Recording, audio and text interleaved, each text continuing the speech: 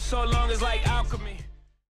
Warriors still without Steph Curry, still without Draymond Green, no S. Dot, no Iguodala, but they did have Klay. Would Klay have one of those nights? Klay's kind of due, right? He hasn't had one of those explosions. Early on, Memphis, nothing to lose, chest to chest, body to body, super Grizzly with their defense, forcing 11 points off turnovers in the first quarter. Kerr wants an early timeout. Then they got this man going. Backdoor cut. Took advantage of the overguarding of the three-point line. Now they back off. The patience, the footwork, the deep three from Klay. This man started the game off 6 of 6. Now, foot on the line, it doesn't matter.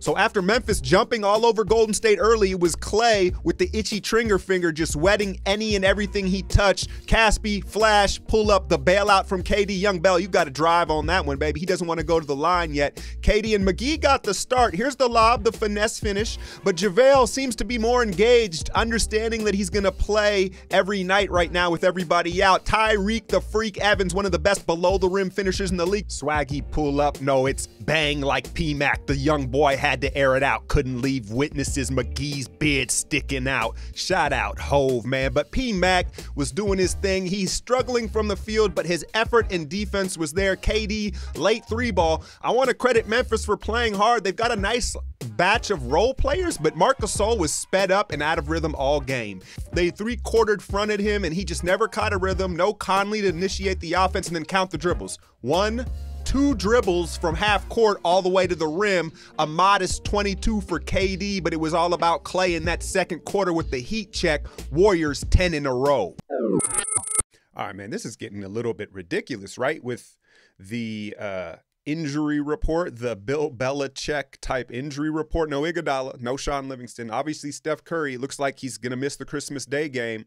I kind of like the Popovich approach to the way they're handling that against the Cavs. But Iguodala, Livingston, no Zaza, no Draymond. So you got like half the roster, man. And it was kind of a good matchup because obviously Memphis is a mess at this point. Losing Conley and losing Fizdale, Marc Gasol disgruntled.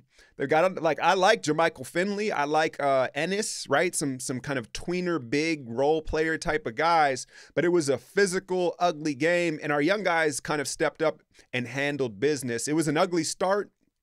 But Klay got going in that second quarter and just went absolutely off. He started the game like 6 of 6.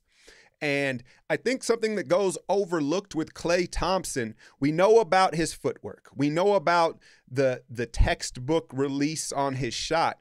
But the way he reads defenders is truly elite. It was already really good. Now it's just great. And it's almost like, like a pitcher-batter dynamic, right? Like first he comes off the screen, it's a fastball. Boom, he's flying off, he's going to hit it. So now he knows the defender saw the fastball. Now he throws something off speed, right? And he kind of changes his pace, and then he'll hit you with a back door, right? And so the way he reads how guys are guarding him is really something special. But it's funny, they asked KD and after the game, they're like, well, why didn't Klay get, nearly as many shots in the second half? He was already rolling. And they said, well, they adjusted and this and that. And that's the give and take with Klay. We've talked about this before, right? He doesn't create his own shots, essentially, right? So you can go, it comes in phases where he just erupts, right? And he gets a bunch of points, but he's not going to be able, it's not sustainable throughout a whole game when he doesn't handle the ball that much. But it allows KD and Steph to be KD and Steph. So that's why it's a perfect fit. Jordan Bell, something I noticed with him, he played 26 minutes. He only got like 2 or 3 buckets. He hangs on that baseline there. Eventually, he's going to have to crab, dribble, and elevate and finish. And he kind of made the extra pass, which worked out for him. But I covered this in my Patreon video. He's you know what he reminds me of? Here comes another sports analogy, but I love him. He's like a young quarterback where offensive coordinators, what they like to do is they like to cut the field in half. They only have him make one, he has to make one read, right? And that's where I see Bell right now is when he's on that baseline and there's only like one read to make. It's either the bounce pass to the weak side or a quick shot. He's fine. But when he gets the ball in the middle of the court, he's a little more indecisive. He doesn't have the handle yet to handle multiple decisions like you see Draymond do. The Lakers, on this last night, of this game, beat the Rockets in Houston. Chris Paul, an abductor strain, but Kyle Kuzma had a career high. Lonzo is starting to come along, so this is not going to be an easy game by any means up at Oracle Friday night, especially if we only have half the roster, right? So I look forward to that. I'm going to have a live pregame on Patreon for that one.